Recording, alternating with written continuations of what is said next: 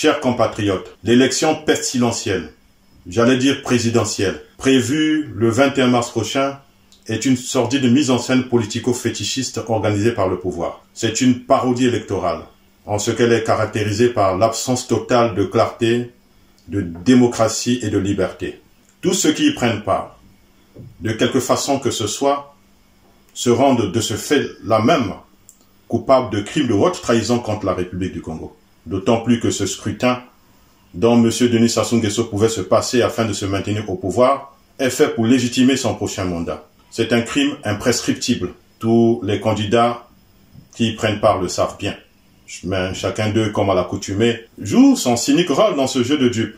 C'est pourquoi je voudrais ici interpeller la conscience républicaine des Congolaises et des Congolais et nous appeler tous à un sursaut de fierté nationale. Chaque fois que le peuple s'est levé, aucun tyran, fût-il le plus sanguinaire au monde, n'a pu lui résister et M. Denis Sassou Nguesso ne tiendra pas devant tout le peuple congolais uni et réuni.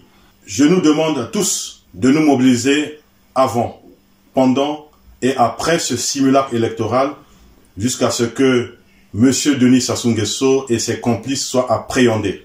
Cette élection est une opportunité donnée au peuple congolais afin de désasouser le Congo. Aux jeunes républicains du Kwilu, de la Lekumu, de la Bouenza, du Poul, des Plateaux, de la cuvette ouest, de la Sangha et de la Likwala, je demande de nous mobiliser.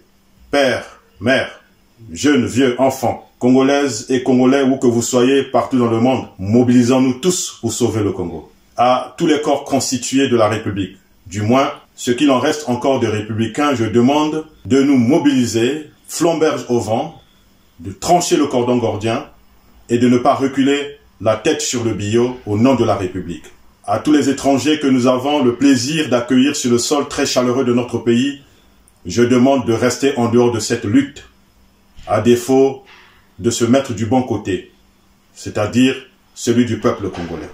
À tous les pays limitrophes, je dois dire que toute injustice où qu'elle se passe est une menace pour la justice partout ailleurs. Vive la République, que Dieu bénisse le Congo.